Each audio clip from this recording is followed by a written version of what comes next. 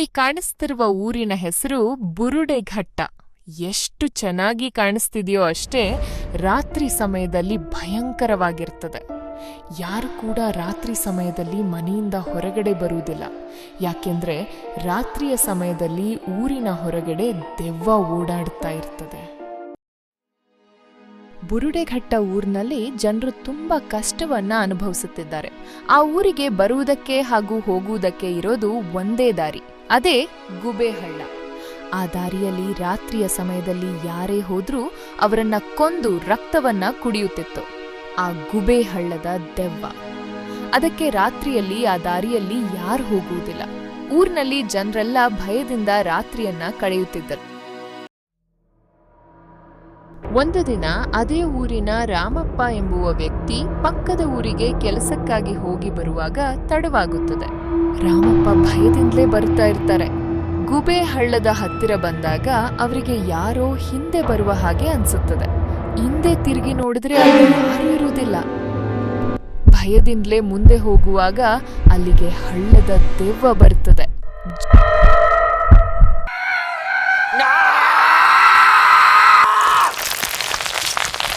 ಮಾರನೇ ದಿನ ಬೆಳಗ್ಗೆ ಅದೇ ಊರಿನ ದಾಮು ಗೂಬೆಹಳ್ಳದ ದಾರಿಯಲ್ಲಿ ಖುಷಿಯಿಂದ ಕೆಚ್ಚಾಲೋ ಮಚ್ಚಾಲೋ ಎಂದು ಹಾಡು ಹೇಳಿಕೊಂಡು ಹೋಗುತ್ತಿರ್ತಾನೆ. ಅಲ್ಲೇ ಸತ್ತು ಬಿದ್ದಿರುವ ರಾಮಪ್ಪನ ದೇಹ ನೋಡಿ ಗಾಬರಿಯಿಂದ ಅಲ್ಲೇ ನಿಂತುಕೊಳ್ತಾನೆ. ಅಯ್ಯಯ್ಯೋ ಅಯ್ಯಯ್ಯೋ, ರಾಮಪ್ಪನನ್ನು ದೆವ್ವ ಸಾಯಿಸಿಬಿಟ್ಟಿದೆ. ಜಮೀನ್ದಾರೇ ಜಮೀನ್ದಾರೇ, ಅಯ್ಯಯ್ಯೋ ಅಯ್ಯೋ, ಜಮೀನ್ದಾರೇ ಜಮೀನ್ದಾರೇ, ಅಯ್ಯೋ ರಾಮಪ್ಪನನ್ನು ದೆವ್ವ ಸಾಯಿಸ್ಬಿಟ್ಟಿದೆ. ರಾಮಪ್ಪನ ಕೊಲೆಯ ವಿಷಯ ತಿಳಿಯುತ್ತಿದ್ದಂತೆ ಜಮೀನ್ದಾರ ಹಾಗೂ ಊರಿನ ಜನರೆಲ್ಲರೂ ಗಾಬರಿಯಾಗುತ್ತಾರೆ. ಜನರೆಲ್ಲರೂ ಭಯದಿಂದಲೇ ಊರಿನ ಜಮೀನ್ದಾರಾದ ಕೃಷ್ಣ ದೇಸಾಯಿ ಹತ್ತಿರ, ಇನ್ನು ಎಷ್ಟು ವರ್ಷ ನಾವು ಈ ದೆವ್ವದ ಸಮಸ್ಯೆಯಿಂದ ಬದುಕಬೇಕು? ಇದಕ್ಕೆ ಪರಿಹಾರ ಏನು ಇಲ್ಲವೇ ಎಂದು ಕೇಳುತ್ತಾರೆ. ಈ ದೆವ್ವವನ್ನು ಹಿಡಿಯಲು ಯಾರೇ ಬಂದರೂ ಅವರನ್ನು ಸಾಯಿಸುತ್ತಿದೆ. ಅದಕ್ಕೆ ಈ ದೆವ್ವದ ವಿಷಯಕ್ಕೆ ಯಾರು ಮುಂದೆ ಬರುತ್ತಿಲ್ಲ. ಅದೇ ಸಮಯಕ್ಕೆ ಅದೇ ಊರಿನ ಗುಂಡ ಎಂಬುವ ವ್ಯಕ್ತಿ ಅಲ್ಲಿಗೆ ಬಂದು ಜಮೀನ್ದಾರನಿಗೆ, ಜಮೀನ್ದಾರ್ರೆ, ಪಕ್ಕದ ಊರಿಗೆ ಶಕ್ತಿಶಾಲಿಯಾದ ಮಾಂತ್ರಿಕ ಬಂದಿದ್ದಾರೆ. ಅವರಿಗೆ ನಮ್ಮ ಕಷ್ಟದ ಬಗ್ಗೆ ಹೇಳಿ ಅವರನ್ನು ನಮ್ಮೂರಿಗೆ ಕರೆದುಕೊಂಡು ಬರೋಣ. ಅದಕ್ಕೆ ಜಮೀನ್ದಾರ ಹಾಗೂ ಊರಿನ ಜನ ಒಪ್ಪಿಕೊಳ್ಳುತ್ತಾರೆ.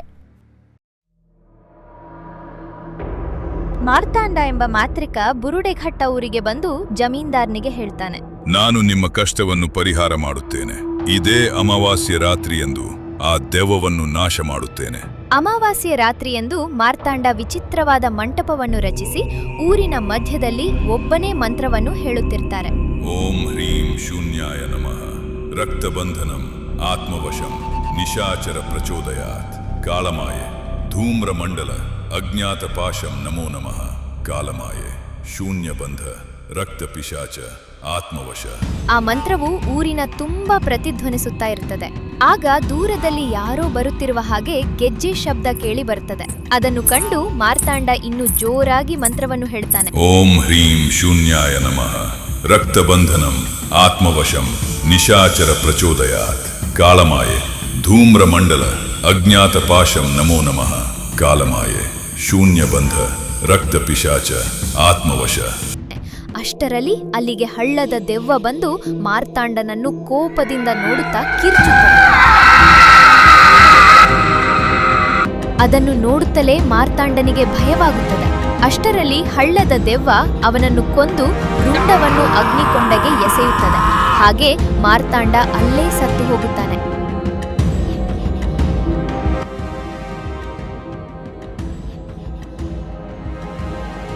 ಮಾರ್ತಾಂಡನನ್ನು ಕೊಂದು ನಗುತ್ತಲೇ ದೆವ್ವ ಮಾಯವಾಗುತ್ತದೆ. ಒಂದು ದಿನ ಗೂಬೆ ಹಳ್ಳದ ದಾರಿಯಲ್ಲಿ ಬೇತಾಳ ಬಾಬಾ ಹೋಗುತ್ತಿರ್ತಾರೆ. ಬೇತಾಳ ಬಾಬಾ ಎಂದ್ರೆ ಮಂತ್ರಗಳಿಗೆ ರಾಜನ ರೀತಿ ಹಾಗೂ ಬೇತಾಳ ಶಕ್ತಿ ಹೊಂದಿದ ಶಕ್ತಿಶಾಲಿ ಮಾಂತ್ರಿಕ. ಅವರ ಶಕ್ತಿಯನ್ನು ಜನರ ಒಳ್ಳೆಯದಕ್ಕೆ ಮಾತ್ರ ಬಳಸ್ತಾರೆ. ಯಾವುದೇ ದೆವ್ವ ಪಿಶಾಚಿ ಅವರಿಗೇನು ಮಾಡಲು ಸಾಧ್ಯವಿಲ್ಲ. ಹೀಗೆ ಒಂದು ದಿನ ಗೂಬೆ ಹಳ್ಳದ ದಾರಿಯಲ್ಲಿ ಹೋಗಬೇಕಾದ್ರೆ ಅವರಿಗೆ ಯಾರೋ ಹೆಂಗಸು ಅಳುವ ರೀತಿ ಕೇಳಿಸ್ತದೆ. ಆದ್ರೆ ಹಿಂದೆ ತಿರುಗಿ ನೋಡಿದ್ರೆ ಅವರಿಗೆ ಏನೂ ಕಾಣಿಸುವುದಿಲ್ಲ. ಅವರು ಅಲ್ಲೇ ನಿಂತುಕೊಂಡು ಯೋಚನೆ ಮಾಡ್ತಾರೆ. ಆಗ ಅವರಿಗೆ ಗೊತ್ತಾಗುತ್ತದೆ, ಈ ಊರಿನಲ್ಲಿ ಯಾವುದೋ ದುಷ್ಟ ಶಕ್ತಿ ಕಾಡುತ್ತಿದೆ ಎಂದು ತಿಳಿದು ಬೇತಾಳ ಬಾಬಾ ಬುರುಡೆ ಘಟ್ಟ ಊರಿಗೆ ಹೋಗಿ ಅಲ್ಲೇ ಒಂದು ಮರದ ಕೆಳಗೆ ಕುಳಿತುಕೊಳ್ತಾರೆ ಹಾಗೂ ರಾತ್ರಿ ಎಲ್ಲ ಅಲ್ಲೇ ಇರ್ತಾರೆ. ಮಾರನೇ ದಿನ ಜನರು ಮರದ ಕೆಳಗೆ ಕುಳಿತಿರುವ ಬಾಬನನ್ನು ನೋಡಿ ಅವರ ಹತ್ತಿರ ಬಂದು, ನೀವು ಯಾರು ಎಂದು ಕೇಳುತ್ತಾರೆ. ಅದಕ್ಕೆ ಬಾಬಾ, ನಾನು ನಿನ್ನೆ ರಾತ್ರಿ ಆ ದಾರಿಯಲ್ಲಿ ಹೋಗುವಾಗ ನನಗೆ ಯಾರೋ ಹೆಂಗಸು ಅಳುವ ರೀತಿ ಕೇಳಿಸುತ್ತಿತ್ತು. ಹಿಂದೆ ತಿರುಗಿ ನೋಡಿದ್ರೆ ಯಾರೂ ಸಹ ಇರಲಿಲ್ಲ. ಆವಾಗ ನನಗೆ ಗೊತ್ತಾಯಿತು, ಇದು ಯಾವುದೋ ದೆವ್ವದ ಕೆಲಸ ಎಂದು. ಅದಕ್ಕೆ ಈ ಊರಿಗೆ ಬಂದೆ. ಅಷ್ಟರಲ್ಲಿ ಜಮೀನ್ದಾರ ಬಂಧು ಬಾಬನಿಗೆ ಕೈ ಮುಗಿದು ನಮಸ್ಕಾರ ಮಾಡುತ್ತಾನೆ. ಬಾಬಾ, ಜಮೀನ್ದಾರನಿಗೆ ನಿಮ್ಮ ಊರಿನಲ್ಲಿ ಒಂದು ದುಷ್ಟಶಕ್ತಿ ಇದೆ. ಅದು ಯಾವುದೆಂದು ನಿಮಗೆ ತಿಳಿದಿದೆಯೇ? ಜಮೀನ್ದಾರ, ನನಗೆ ಏನು ಗೊತ್ತಿಲ್ಲ ಎಂದು ಸುಳ್ಳು ಹೇಳ್ತಾನೆ. ನನಗೆ ಒಂದು ಕಪ್ಪು ಕಾಗೆ ಬೇಕು. ಅದನ್ನು ಬಲಿಕೊಟ್ಟಿ ಈ ರಾತ್ರಿಯಲ್ಲಿ ದುಷ್ಟಶಕ್ತಿ ಯಾವುದು ಎಂದು ತಿಳಿದುಕೊಳ್ಳುತ್ತೇನೆ. ಓಂ ರೌದ್ರಾಯ ನಮಃ, ಕಾಲಾಗ್ನಿ ನೇತ್ರಾಯ, ಮಹಾಭೂತ ಪ್ರಮಥನಾಯ, ಅಮಾನುಷ ಶಕ್ತಿ ದಹನಾಯ, ಸಂಹರ ಸಂಹರ ಸರ್ವದೆವ್ವ ಬಂಧನಾಯ, ಖಡ್ಗಧಾರಿಣೆ ಜ್ವಾಲಾಕೇಶಾಯ, ಮೋಕ್ಷದಾಯಕಾಯ ನಮಃ. ಓಂ ರೌದ್ರಾಯ ನಮಃ, ಕಾಲಾಗ್ನಿ ನೇತ್ರಾಯ, ಮಹಾಭೂತ ಪ್ರಮಥನಾಯ, ಅಮಾನುಷ ಶಕ್ತಿ ದಹನಾಯ, ಸಂಹರ ಸಂಹರ ಸರ್ವದೆವ್ವ ಬಂಧನಾಯ, ಖಡ್ಗಧಾರಿಣೆ ಜ್ವಾಲಾಕೇಶಾಯ, ಮೋಕ್ಷದಾಯಕಾಯ ನಮಃ. ಅಲ್ಲಿಗೆ ಹಳ್ಳದ ದೆವ್ವ ಬರುತ್ತದೆ. ಬಾಬನನ್ನು ನೋಡುತ್ತಲೇ ಬಾಬನ ಮೇಲೆ ಆಕ್ರಮಣ ಮಾಡುತ್ತದೆ. ಬಾಬಾ ದೆವ್ವವನ್ನು ವಶಪಡಿಸಿಕೊಳ್ಳುತ್ತಾರೆ. ನೀನು ಯಾರು? ಯಾಕೆ ಈ ಊರಿನ ಜನರಿಗೆ ಹಿಂಸೆ ಕೊಡುತ್ತಿದ್ದೀಯಾ ಎಂದು ಕೇಳಿದಾಗ ಆ ದೆವ್ವ ತನ್ನ ಕಥೆಯನ್ನು ಹೇಳುತ್ತದೆ. ನಾನು ಕೂಡ ಈ ಊರಿನವಳೆ. ನನ್ನ ಹೆಸರು ಜಮುನಾ. ನಾನು ಒಬ್ಬಳು ಮಾಟಗಾತಿ. ನಾನು ಈ ಊರಿನಲ್ಲಿ ಮಾಟ ಮಂತ್ರ ಮಾಡಿಕೊಂಡು ಬದುಕುತ್ತಿದ್ದೆ. ಒಂದು ದಿನ ಪಟ್ಟಣದಿಂದ ಕೃಷ್ಣ ದೇಸಾಯಿ ಮಗ ರಮೇಶ್ ದೇಸಾಯಿ ಹಾಗೂ ಅವರ ಹೆಂಡತಿ ಕಲ್ಪನಾ ಊರಿಗೆ ಬರ್ತಾರೆ.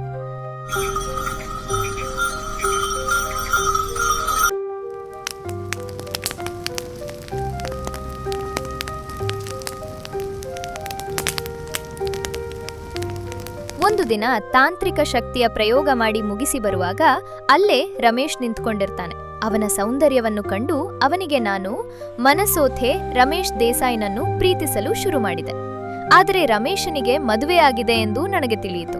ಆದರೂ ಪರವಾಗಿಲ್ಲ, ಅವನನ್ನೇ ಮದುವೆಯಾಗಬೇಕು ಎಂದುಕೊಂಡೆ. ಹೀಗೆ ಸ್ವಲ್ಪ ದಿನ ಕಳೆಯಿತು.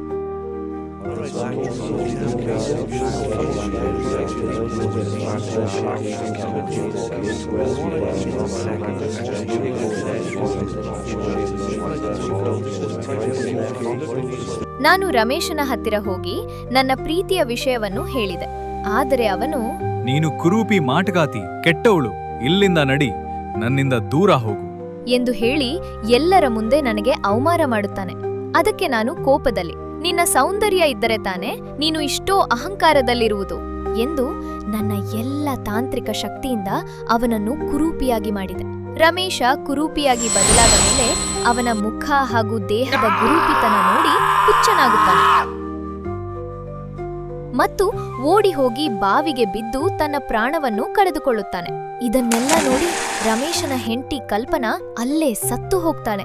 ಈ ವಿಷಯಗಳನ್ನೆಲ್ಲ ಕೇಳಿ ಜಮೀನುಧರಣಿಗೆ ತುಂಬಾ ಕೋಪ ಬರುತ್ತದೆ. ಕೋಪದಲ್ಲಿ ಕೆಲಸಗಾರರನ್ನೆಲ್ಲ ಕರೆದುಕೊಂಡು ಬಂದು ನನ್ನನ್ನು ಒಂದು ಮರಕ್ಕೆ ಕಟ್ಟಿ ಹಾಕಿ ಗೂಬೆ ಹಳ್ಳದಲ್ಲಿ ನನ್ನನ್ನು ಬೆಂಕಿಯಿಂದ ಸುಡುತ್ತಾನೆ. ನೋವಿನಿಂದ ಒದ್ದಾಡಿ ಸತ್ತು ಹೋದೆ. ಸಾಯುವ ಮುನ್ನ ನಾನು ಜಮೀನ್ದಾರ ಹಾಗೂ ಈ ಊರಿನ ಜನರನ್ನು ಕೊಲ್ಲುತ್ತೇನೆ ಎಂದು ಕೊನೆ ಉಸಿರನ್ನು ಹೇಳಿದೆ. ನಾನು ಸತ್ ಮೇಲೆ ದೆವ್ವವಾಗಿ ಬದಲಾದೆವು. ಒಂದಿನ ರಾತ್ರಿ ನನ್ನ ದ್ವೇಷವನ್ನ ತೀರಿಸಿಕೊಳ್ಳಲು ಜಮೀನ್ದಾರ್ನ ಮನೆಗೆ ಹೋಗಿ ಅವರನ್ನ ಕೊಲ್ಲಲು ಪ್ರಯತ್ನ ಮಾಡಿದೆ. ಆದ್ರೆ ಜಮೀನಾರ ತಪ್ಪಿಸಿಕೊಂಡೆ.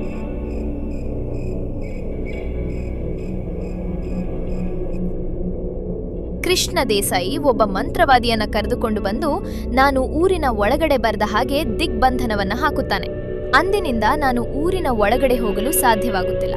ಅದಕ್ಕೆ ರಾತ್ರಿಯ ಸಮಯದಲ್ಲಿ ಊರಿನ ಹೊರಗಡೆ ಯಾರೇ ಬಂದ್ರೂ ಅವರನ್ನ ಕೊಲ್ಲುತ್ತಿದ್ದೆ ಎಂದು ತನ್ನ ಕಥೆಯನ್ನ ಹೇಳುತ್ತದೆ ಅದಕ್ಕೆ ಬೇತಾಳ ಬಾಬಾ. ನಿನ್ನ ಆತ್ಮಕ್ಕೆ ಶಾಂತಿ ಸಿಗಬೇಕೆಂದರೆ ಏನು ಮಾಡಬೇಕು ಎಂದು ಹೇಳುತ್ತಾರೆ? ಅದಕ್ಕೆ ಜಮುನಾಳ, ಆತ್ಮ ನನಗೆ ಜಮೀನುದಾರನ ಬಲಿ ಬೇಕು ಎಂದು ಹೇಳಿ ಅಲ್ಲಿಂದ ಮಾಯವಾಗುತ್ತದೆ.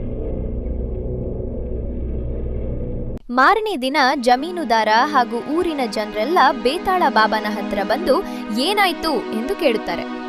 ಬಾಬಾ ನಡೆದಿದ್ದು ಎಲ್ಲ ವಿಷಯವನ್ನು ಜನರಿಗೆ ವಿವರಿಸ್ತಾನೆ. ಬಾಬಾ, ಈ ಸಮಸ್ಯೆಗೆ ಪರಿಹಾರ ಏನೂ ಇಲ್ಲವೇ? ಬಾಬಾ ಯೋಚನೆ ಮಾಡಿ ಹೇಳ್ತಾರೆ. ಒಂದು ಮಾರ್ಗವಿದೆ. ಜಮುನಾಳ ಆತ್ಮ ಜಮೀನುದಾರನ ಬಲಿಯನ್ನು ಕೇಳುತ್ತಿದೆ. ಅದಕ್ಕೆ ನಾನು ಕೃಷ್ಣ ದೇಸಾಯಿಯನ್ನು ಜಮುನಾಳ ಆತ್ಮಕ್ಕೆ ಬಲಿ ಕೊಡುತ್ತೇನೆ. ಅದನ್ನು ಕೇಳಿ ಜಮೀನುದಾರ ಹಾಗೂ ಜನರೆಲ್ಲ ಗಾಬರಿಯಾಗುತ್ತಾರೆ. ಜಮೀನುದಾರ ಗಾಬರಿಯಿಂದ ನನ್ನನ್ನು ಬಲಿ ಕೊಡ್ತೀರಾ ಎಂದು ಭಯದಿಂದ ನಡುಗುತ್ತಾನೆ. ನೀನು ಗೂಬೆಹಳ್ಳ ಬಳಿ ಹೋಗಿ ಆ ಆತ್ಮವನ್ನು ನಾನು ರಚಿಸಿರುವ ಕಟಕ ಮಂಟಪದವರೆಗೂ ಕರೆದುಕೊಂಡು ಬರಬೇಕು. ಅದು ಬಂದ ಕೂಡಲೇ ಕಟಕ ಮಂಟಪದಲ್ಲಿ ಸೆರೆ ಹಿಡಿದು ಅದನ್ನು ನಾಶ ಮಾಡುತ್ತೇನೆ. ನಾನು ನಿನಗೆ ಒಂದು ಮಂತ್ರವನ್ನು ಹೇಳಿಕೊಡುತ್ತೇನೆ. ಅದು ಬೇತಾಳ ಮಂತ್ರ. ಆ ಮಂತ್ರವನ್ನು ಹೇಳುತ್ತಿದ್ದರೆ ಯಾವುದೇ ಆತ್ಮವು ನಿನಗೆ ಏನು ಮಾಡಲು ಸಾಧ್ಯವಿಲ್ಲ. ಜಮೀನುದಾರ ಬೇತಾಳ ಬಾಬಾ ಹೇಳಿದ ಹಾಗೆ ಅಮಾಸೆ ರಾತ್ರಿಯಂದು ಒಬ್ಬನೇ ಗೂಬೆಹಳ್ಳ ಹಳ್ಳದ ಬಳಿ ಹೋಗುತ್ತಾನೆ. ಅದನ್ನು ನೋಡಿ ಜಮುನಾಳ ಆತ್ಮ ಅವನ ಮೇಲೆ ದಾಳಿ ಮಾಡುತ್ತದೆ. ಅವಾಗ ಬೇತಾಳ ಬಾಬಾ ಹೇಳಿಕೊಟ್ಟಿದ್ದ ಮಂತ್ರವನ್ನು ಹೇಳ್ತಾನೆ. ನಿಶಿತಿನೀಂ ರಾಕ್ಷಸೀಂ ಶವಸದೃಶಾಂ ಕ್ರೂರ ದೃಷ್ಟಿಮಂಡಲಾಂ ಪಿಶಾಚಿನೀಂ ಕುಂಭಕರ್ಣಾಂ. ಆಗ ದೆವ್ವ ದೂರ ಹೋಗುತ್ತದೆ. ಜಮೀನುದಾರ ಅಲ್ಲಿಂದ ಓಡಿ ಬರುತ್ತಾನೆ. ಅದನ್ನು ನೋಡಿ ಆತ್ಮವೂ ಕೂಡ ಅವನ ಹಿಂದೆಯೇ ಬರುತ್ತದೆ.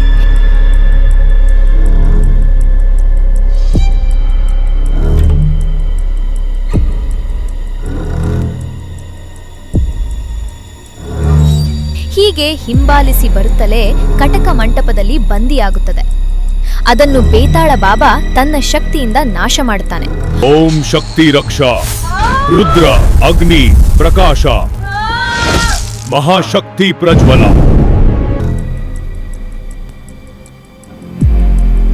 ಊರಿನ ಕಷ್ಟವೆಲ್ಲ ಮುಗಿಯುತ್ತಿದ್ದಂತೆ ಜನರೆಲ್ಲ ಬಾಬನಿಗೆ ಸಂತೋಷದಿಂದ ಧನ್ಯವಾದಗಳನ್ನು ಹೇಳುತ್ತಾರೆ. ಅಂದಿನಿಂದ ಆ ಊರಿನ ಜನರು ರಾತ್ರಿಯೂ ಸಹ ಯಾವುದೇ ತೊಂದರೆಯಿಲ್ಲದೆ ಊರಿನ ಹೊರಗಡೆ ಹಾಗೂ ಒಳಗಡೆ ನಿಶ್ಚಿಂತೆಯಿಂದ ಓಡಾಡುತ್ತಿದ್ದರು.